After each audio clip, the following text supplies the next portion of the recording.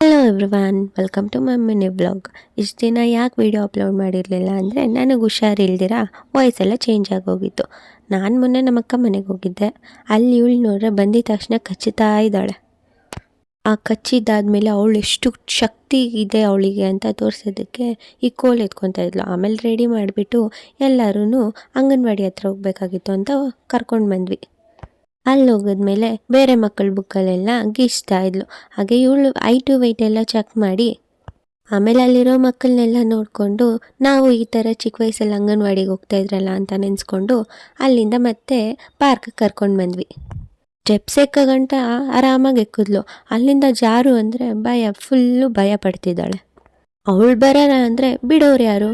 First time ಮಾಡಿದ್ದಲ್ವ, ಅದಕ್ಕೆ ನಾನೇ ಕಾಲಿಡ್ಕೊಂಡು ಎಳೆದ್ಬಿಟ್ಟೆ. ಅವಳಂತೂ full ಭಯ ಪಟ್ಕೊಂಡು ಆತ್ಕೊಂಡೇ ಬಿಟ್ಲು. ಮತ್ತೆ ಏನೂ ಆಗಿಲ್ಲ ಅಂತೇಳಿ ಸಮಾಧಾನ ಮಾಡಿ ಅಲ್ಲೇ ಒಂದು ಬಾತ್ಕೊಳ್ಳಿ ಚೇರಿತ್ತು, ಅದ್ರ ಮೇಲೆ ಕುಂಚಿದ ತಕ್ಷಣ ಅವಳು ಖುಷಿಯಾಗೋಯ್ತು. ಆ ಬಿದ್ದಿದ್ದೆ ಮರ್ತೋಗ್ಬಿಟ್ಟು ಚೆನ್ನಾಗಿ ಆಟ ಆಡ್ಕೊಂಡಿದ್ಲು.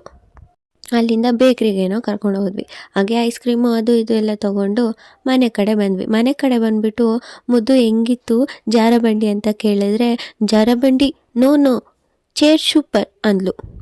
ನಮ್ಮ ಅಕ್ಕಗೆ ಯಾವುದೋ ಪಾರ್ಸಲ್ ಬಂದಿತ್ತು ಅಂತ ಅವಳು ನೋಡ್ತಾ ಇದ್ಲು.